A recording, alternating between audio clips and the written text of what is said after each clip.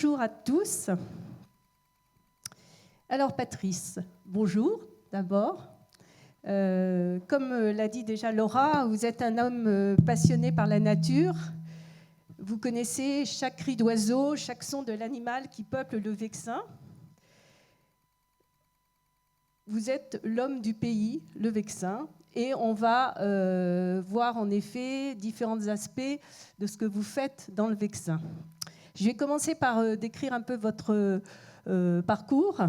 Vous êtes ici le local de l'étape, on va dire, puisque vous habitez Buis, enfin exactement Buchet, le petit hameau en face, et donc c'est Buis qui vous accueille. Patrice est buissélien, c'est ainsi que l'on nomme les habitants de Buis. Pour info, il y a 327 habitants au dernier recensement à Buis, Buis-Buchet. Et vous êtes aussi actuellement premier adjoint au maire. Vous avez eu 24 ans de mandat à la mairie, vous m'avez dit. Patrice, votre réputation, c'est celle d'un personnage complexe, mais respecté, ancré dans la terre, la culture de la région. Et on va découvrir tous ces aspects de votre caractère. Donc, vous êtes marié. Ah non, alors là, c'est les belles images de Buis que je vous laisse découvrir en parlant de Buis. Bon, vous n'avez rien à ajouter sur Buis, buissélien? Non, tout simplement, bonjour mesdames, messieurs. Voilà.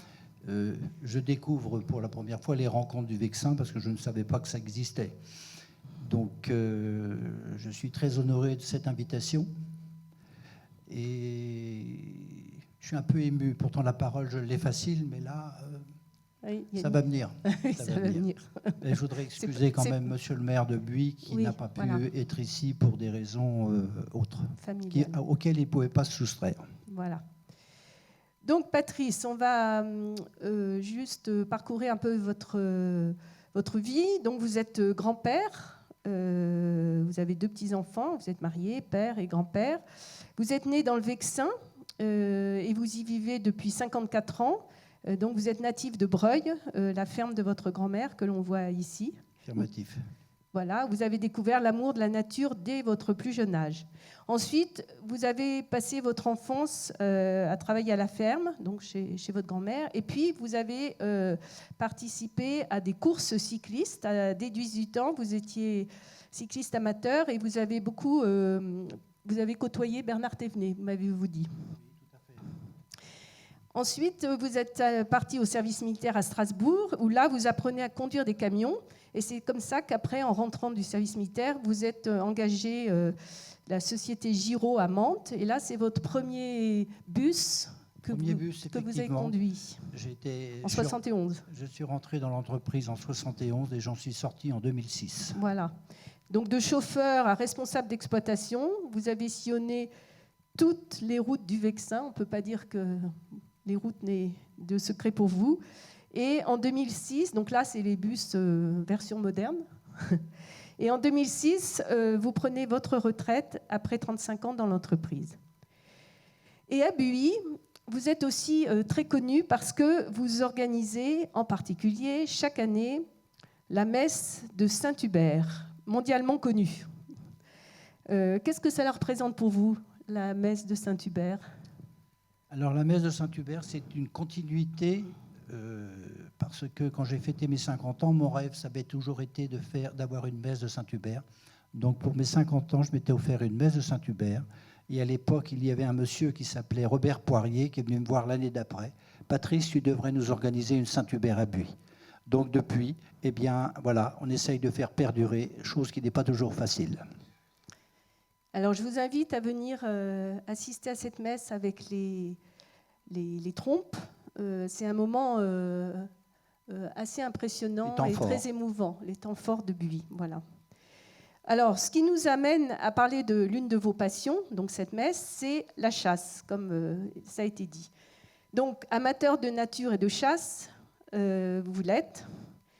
Alors, bien sûr, c'est un sujet sensible, et certains dans la salle peuvent être opposés à la chasse, mais il nous a semblé, avec l'équipe, on en a parlé, il nous a semblé important d'ouvrir le débat et d'apporter un éclairage avec votre expérience.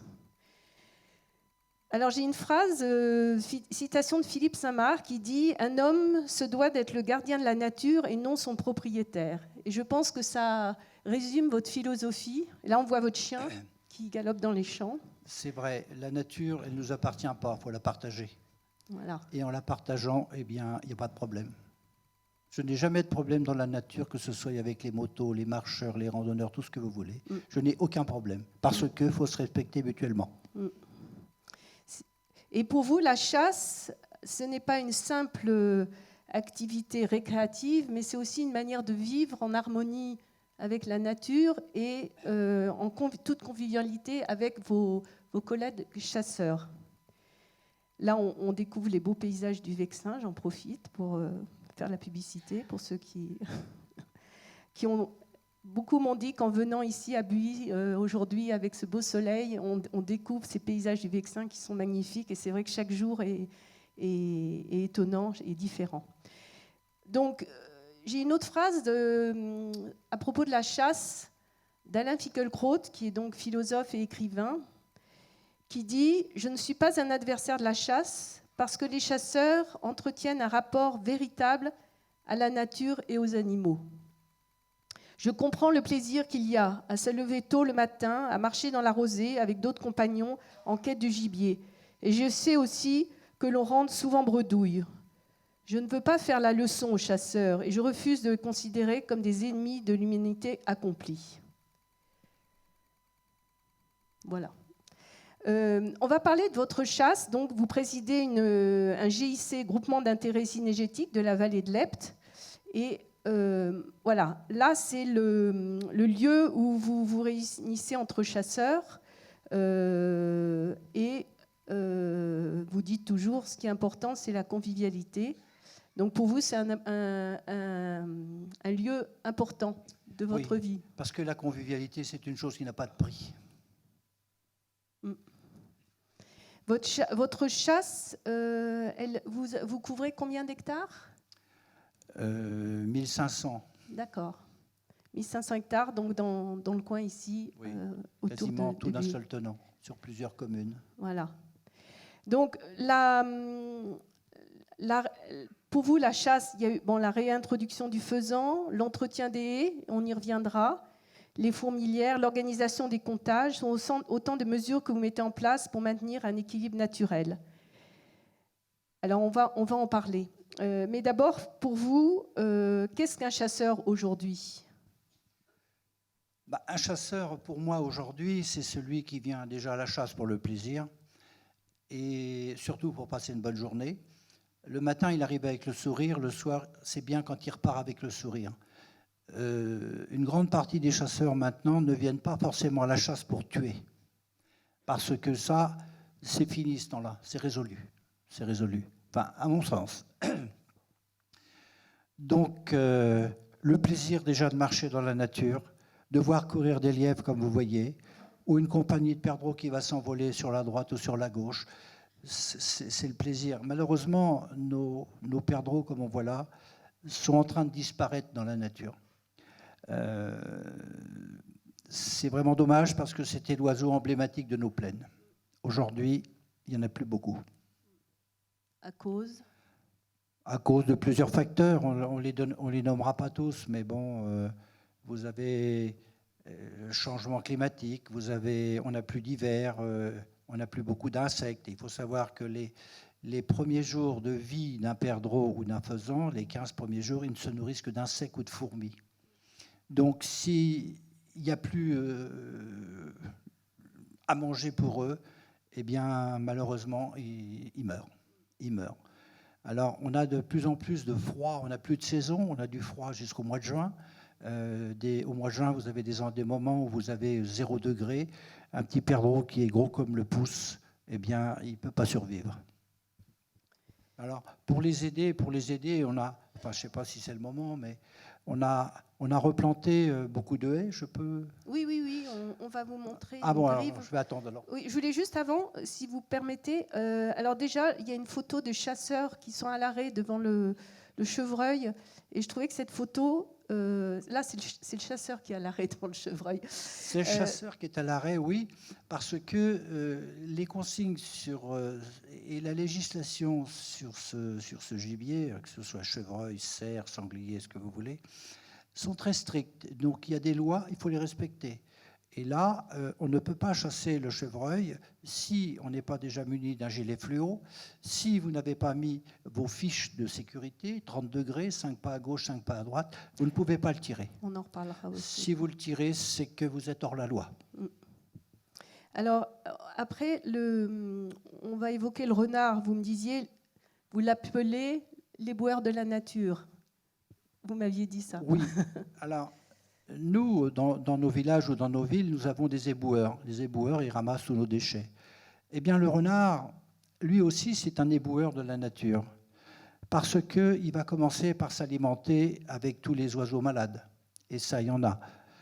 Après, c'est des mulots, etc. Mais, comment dirais-je, maintenant, le renard, actuellement, avant, on avait la rage. On a éradiqué la rage par des petites pilules, c'est le cas de le dire, qui étaient distribuées par hélicoptère il y a quelques années.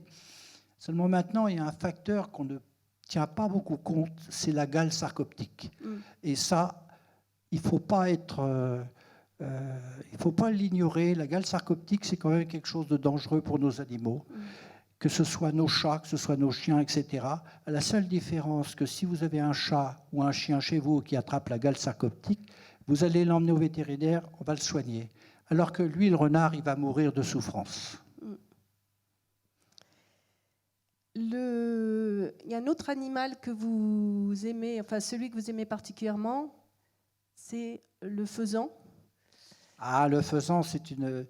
Alors, ça fait partie des oiseaux que nous avons réintroduits dans la nature il y a une quinzaine d'années maintenant, en créant le GIC de la vallée de l'Epte.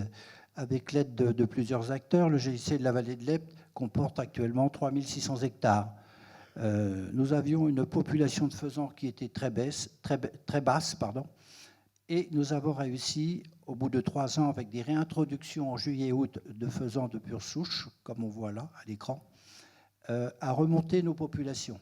Mais là, depuis quelques années, je ne sais pas si c'est un fait, mais depuis qu'on a eu le Covid, les populations ont diminué. Pourquoi? Je ne sais pas. Est-ce que c'est une incidence? J'en sais rien. C'est la météo aussi qui n'est pas bonne. Nous avons beaucoup de pluie et ça ne favorise pas la reproduction de nos oiseaux. Donc aujourd'hui, nous avons monté ce GIC sur lesquels nous octroyons, en fonction des naissances au mois de juillet, un faisan pour une 50aine d'hectares. Donc ça nous permet toujours de voir des beaux oiseaux dans la nature et des vrais, et non des cocottes. Et de les entendre. Et non des cocottes. Alors, quelles autres actions, justement, tout à l'heure, vous évoquiez les haies, donc pour en particulier les grives. La grive, oui, Gribovis. Oui. Alors, les haies que nous avons replantées avec l'aide du parc et de la Fédération des chasseurs, la FICIF, eh bien, dans les essences que nous avons replantées, nous mettons beaucoup d'arbres qui produisent des fruits. Là, cette haie-là, non, il n'y a pas de prunellus. Non. Dans nos haies, il y a beaucoup de prunus, il y a des églantiers, tout ce qui est possible de pouvoir donner de la nourriture aux oiseaux. Alors, autre action que vous menez avec votre société de chasse, c'est le comptage. Alors, j'ai eu la chance d'y participer il y a quelques semaines. Il faisait encore froid. Il faisait encore froid. Très froid. Et là, on va voir une petite vidéo et après, vous allez nous expliquer exactement. Oui. Peut-être avant, vous voulez expliquer que je vous explique le plantage des haies? Ah oui, pardon. Alors, plantage des... pour aider la nature avec nos repeuplements d'été, eh bien, nous avons replanté, nous, sur le secteur de Buis, 7 km de haies. Et la plupart de nos haies sont inscrites dans la charte du parc, la charte paysagère. Donc, ce qui veut dire qu'avant que cette haie soit arrachée, voilà, le but c'est cela. Et puis pour aider un peu plus vite la nature, quand on a des vieux pots de confiture, on fait des petits tas de cailloux à 1 mètre les uns des autres, on met la confiture sous les pierres, ça va attirer les fourmis. Et les fourmis, quand ils vont aller d'un endroit à un autre, eh bien, le perdreau va manger les fourmis, parce que c'est sa protéine. Et puis les haies, ça façonne le paysage aussi. Ça façonne le paysage, et c'est vrai, c'est vrai. Bon, après, il faut les entretenir. Voilà. Donc revenons au comptage. Alors, autre action que vous menez, et vous êtes reconnu par la Fédération de chasse pour mener ce genre d'action, c'est donc le comptage. Donc, expliquez-nous. Alors, le comptage. Les couples de perdreaux, les perdreaux rouges se sont installés dans des haies où ce n'était pas colonisé par les gris. De toute façon, on verra. Donc, si vous avez un couple, vous faites un bâton. 2 coupes de bâtons, mais vous ne marquez uniquement que ce qui passe à votre droite. Donc, quand il est passé à votre droite, vous levez la main pour indiquer que vous avez la main droite ou la main gauche, pour indiquer que vous avez bien pris en compte ce couple de perdreaux, ou ce lièvre, ou un groupe de perdreaux, parce que ça peut arriver qu'ils soient regroupés, ou un isolé. Voilà. Donc, oui. Alors, le but de ces comptages, c'est poursuivre les populations. Nous les suivons depuis plusieurs années. Un exemple rapide pour faire court. Il y a 10 ans, on avait en moyenne 28 à 30 couples au 100 hectares. Aujourd'hui, en 2024-2025, eh bien, nous en sommes réduits à peine 7 couples au 100 hectares. Ce qui veut dire qu'il n'y a pas de pression de chasse intensive, et le gibier disparaît. Mais ça vous permet d'identifier quelle est la population de faune? Oui, ça nous permet d'identifier la population. Ça nous permet aussi de nous limiter en chasseurs raisonnables. Et moi, j'ai des chasseurs qui ne veulent pas chasser des cocottes. Donc, le sketch des inconnus, niette. Alors, maintenant, je vais vous faire une petite surprise, Patrice, c'est que je vais vous faire reconnaître justement le cri d'oiseau. Enfin, je pense que pour vous, ça n'a pas de secret. Donc, je vais demander à Laurent de... Premier cri. Bravo. Perdrix grise. Deuxième cri.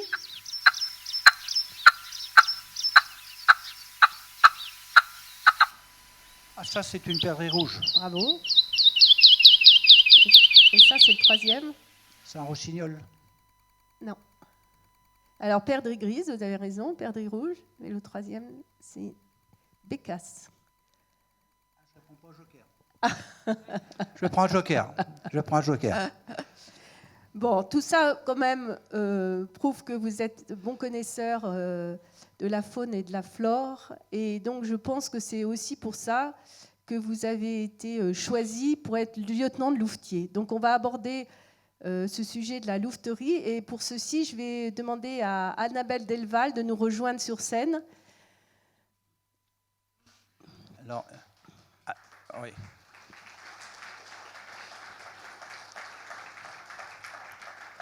Alors, Annabelle Delval, c'est la responsable du pôle chasse de la préfecture, avec lequel j'ai eu le plaisir de travailler pendant 2 ans, je crois, à peu près 2 ans. J'espère que je n'ai pas été un mauvais élément.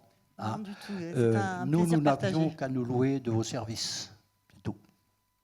Voilà. Donc, en effet, la mission, on va justement aborder ce sujet de la louveterie. Mais pour vous, Annabelle, qu'est-ce que la louveterie, en fait? Quels sont les principes et les missions? Alors, ce sont des collaborateurs de l'État d'un point de vue cynégétique. Ils nous aident énormément parce qu'ils sont en premier lieu sur le terrain et ils nous apportent leur expertise technique du monde cynégétique, de la faune sauvage, de la flore également. Et ça nous permet de pouvoir prendre des mesures adaptées lorsqu'on a un déséquilibre au niveau de certaines populations de faune sauvage. Voilà. Et d'ailleurs, louveterie vient du loup. Tout à fait. Initialement, les lieutenants de louveterie, M. Vanacker pourra en parler mieux que moi, mais avaient pour mission la régulation du loup. Voilà. Alors, Patrice. La louveterie, c'est la plus vieille association de France. Elle a été créée par Charlemagne en 813. Donc, quelle est l'association qui existe depuis ce temps-là? Il n'y en a plus.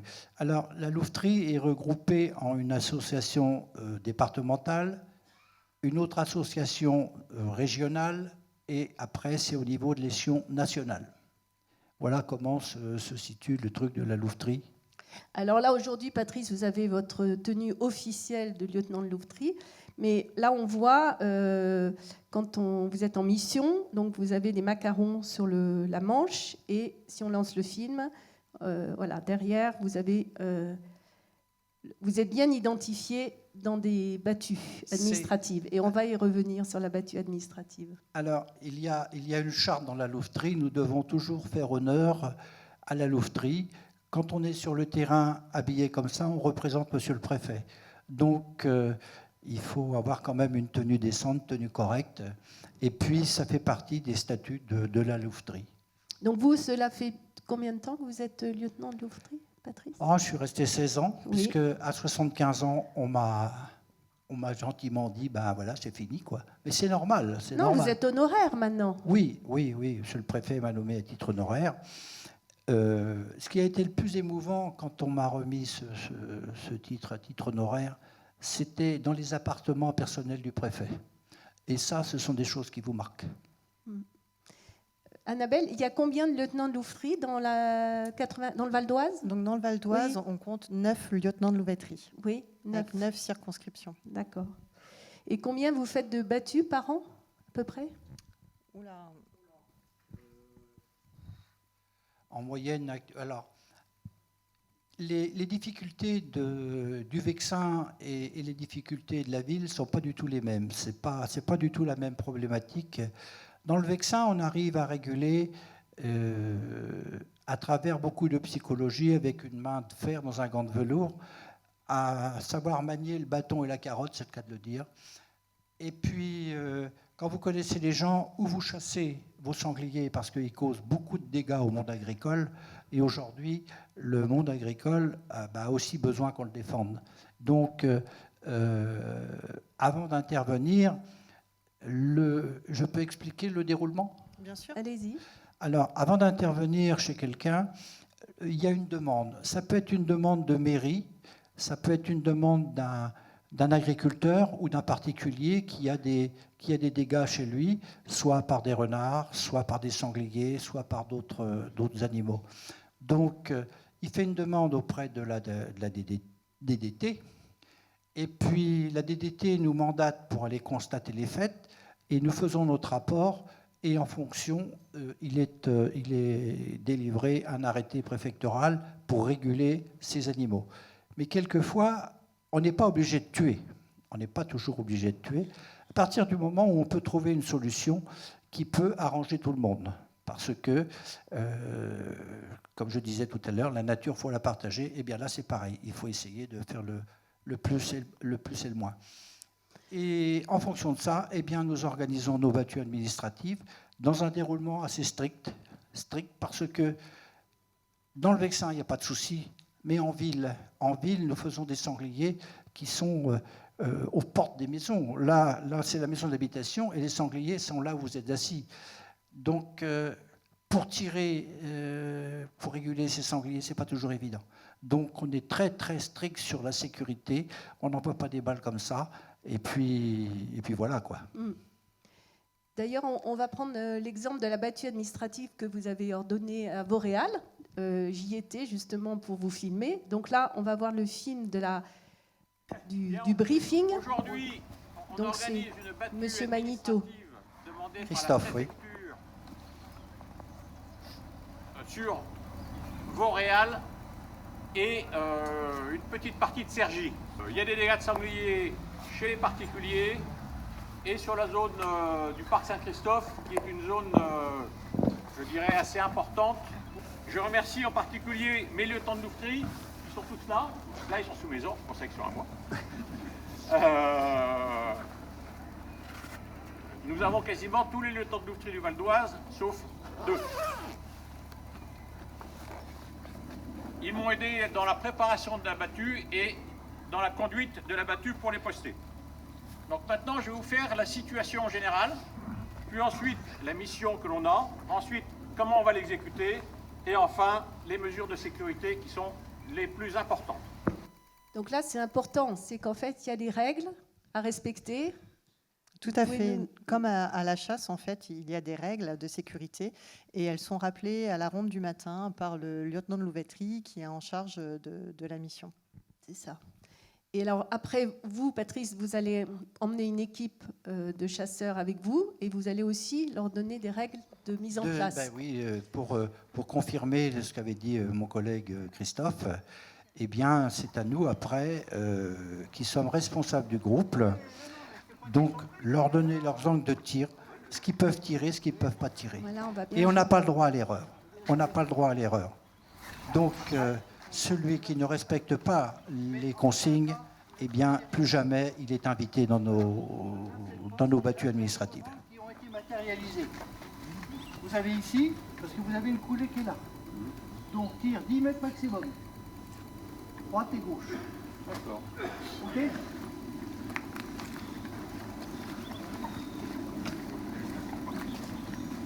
Vous avez une très belle coulée là. Allez voir. Que vous vous rendiez compte quand même, de vous-même.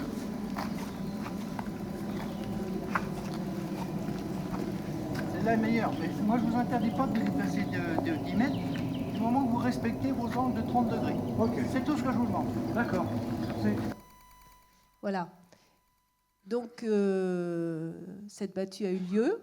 Vous en avez été satisfaite, la battue? La battue a eu lieu, oui, mais comme toute battue au sanglier, quand elle est annoncée longtemps à l'avance, nous avons des gens qui sont contre ce genre de battue.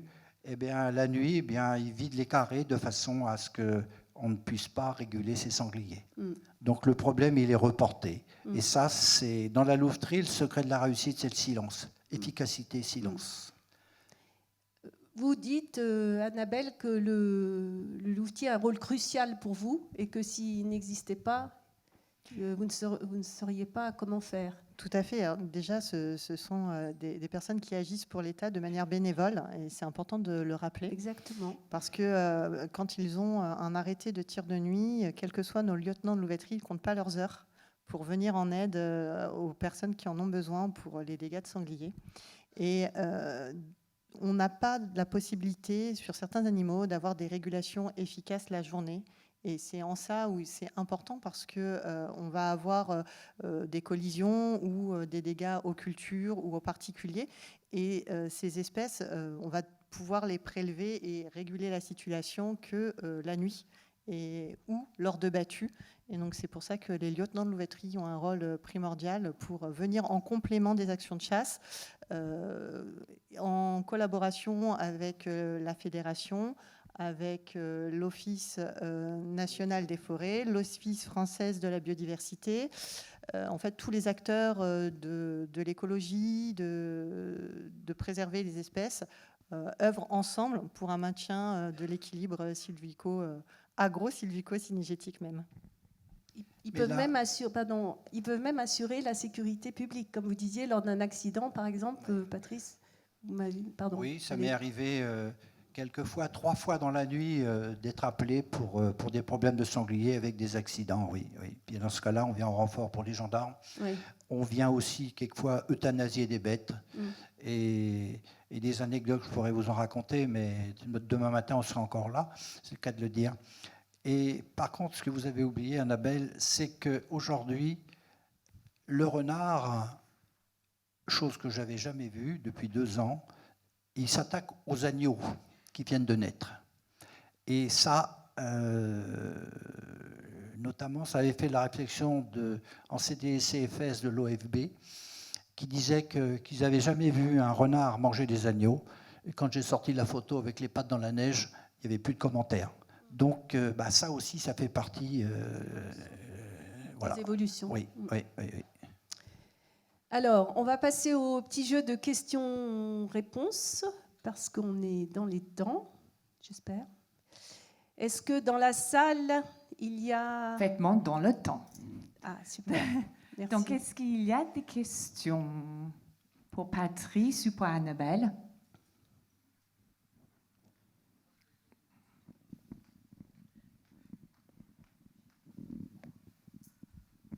Bonjour. Oui, bonjour.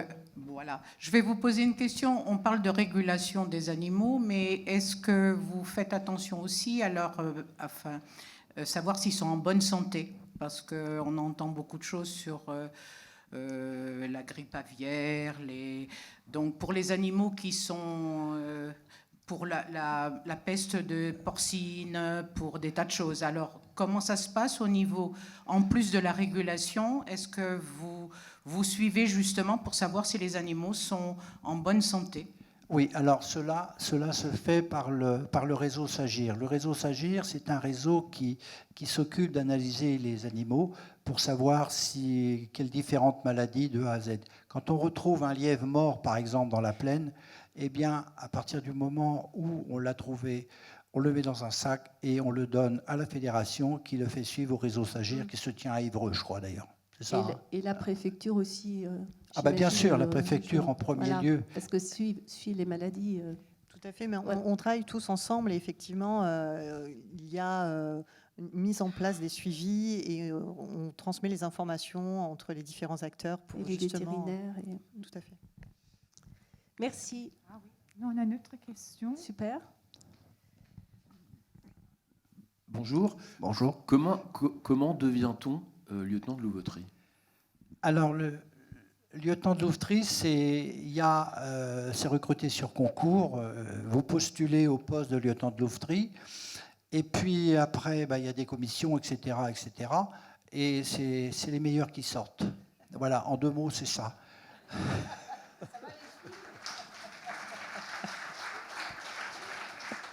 Mais il ne faut pas oublier que quand vous êtes lieutenant de louveterie, vous avez aussi beaucoup de pouvoir, mais vous avez aussi beaucoup de devoirs.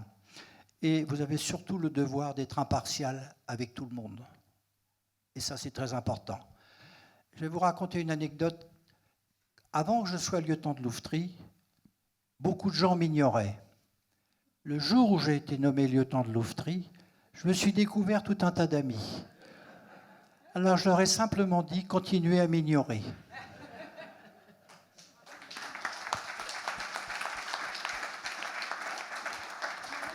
Oui. Une anecdote. Allez-y. Alors, une anecdote, il y en aurait beaucoup, mais c'est quelque chose qui m'a choqué. C'était pas vous, Annabelle, c'était Madame Lucbert. Vous étiez en congé. On m'a confié une mission à un cours. Et puis, c'est une dame qui est handicapée, qui avait un petit chien dans sa propriété, et elle avait peur que son chien attrape la rage. Bon, c'était une propriété fermée, il y avait juste un tout petit trou. Et donc j'ai été voir cette dame, je l'ai rencontrée, on a discuté pendant près de 2 heures. Et puis j'ai trouvé une solution parce qu'elle avait le renard, elle le voyait. Mais il faut savoir que c'était l'époque des cerises et que le renard, c'est un opportunisme. Il se nourrit beaucoup de baies, c'est-à-dire en l'occurrence, là c'était des cerises. Quand vous voyez des fientes sur vos chemins de randonnée avec des noyaux dedans, il y a 8 chances sur 10 que ce soit des excréments d'un renard. Eh bien, j'ai trouvé le passage et puis j'ai donné la solution à cette dame et on a laissé courir le renard. Parce qu'il y avait moyen de faire autrement que de tuer. Parce que cette dame, elle aimait ce renard, mais ce qu'elle ne voulait pas, c'est que son chien elle attrape la rage. Alors quand je lui ai expliqué pendant un certain temps que la rage avait été éradiquée, elle était très rassurée. Et ça, c'est une de mes meilleures... Oui.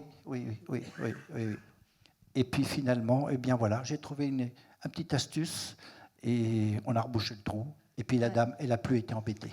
Oui, parce qu'en fait, vous êtes aussi, vous essayez de trouver des solutions et d'être conciliant. Et donc, je pense que c'est peut-être la première qualité, non? Oui, tout à fait. Nos lieutenants de louveterie ont cette capacité de pouvoir analyser les situations et de pouvoir proposer la meilleure des solutions. Et ce n'est pas forcément de prélever les animaux. Si on peut faire autrement, et si c'est dans l'intérêt de tous, effectivement, c'est ce qui peut être mis en place. Après, malheureusement, on a, d'un point de vue réglementaire, des choses qu'on ne peut pas faire. Et comme Patrice l'a évoqué tout à l'heure, il y a de la réglementation, il y a des lois. Et dans la mesure du possible, quand on peut respecter les lois, on respecte les lois, excusez-moi, mais quand on peut, dans la mesure du possible, éviter de prélever un animal, effectivement. Oui, tout comme quand nous avons un arrêté la nuit, eh bien, quand on a une possibilité et qu'on sait que les chasses voisines vont chasser tel jour, Vous faites des passages et il y a aussi des moyens, sans utiliser la carabine, pour faire fuir les sangliers, pour pas que ce soit le lieutenant de Louveterie qui les tue. Parce que c'est quand même le chasseur qui paie tout. Et donc, quand on peut faire profiter le chasseur, c'est nettement mieux. Il y a une chose aussi, il y a beaucoup de gens qui se posent la question, que faites-vous des carcasses quand vous les abattez la nuit? Eh bien, pour ma part, s'il y a des gens qui en veulent, je les donne. Et puis aussi, surtout, j'en ai donné beaucoup à des gens qui avaient faim. D'ailleurs,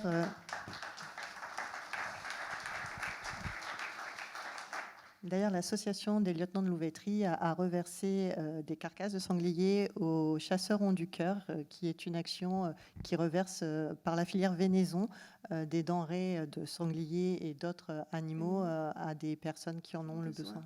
Bravo. On a juste une dernière question. Merci, bonjour à tous. Je voulais savoir si vous régulez aussi les pigeons. Alors, lesquels, monsieur? Alors, je vais vous dire, c'est facile. Moi, je suis maire de Magny-en-Vexin. Oui. Nous sommes infestés de pigeons dans la ville et c'est très difficile, notamment sur nos monuments historiques, l'église et dans certaines rues, de vieilles rues de la ville. Et c'est un vrai sujet. On essaye actuellement de les capturer avec des pièges, mais ça ne fonctionne pas très bien. Alors, donc c'est déjà le pigeon de clocher, ce qu'on appelle le pigeon de clocher pour nous, le biset. Vous avez des associations qui sont spécialisées dans ce domaine.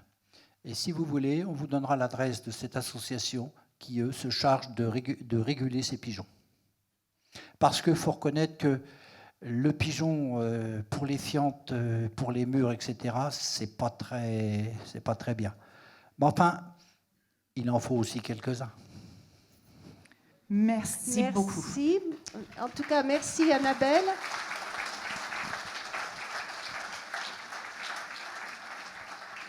Je voudrais dire merci Annabelle d'être venue et d'être venue témoigner. Et merci Patrice. En fait, vous dites tout le temps, vous savez, je suis un drôle de bonhomme. Alors je me suis dit, ça m'intrigue. Et en fait, j'ai découvert un grand humaniste, un monsieur qui mérite d'être connu.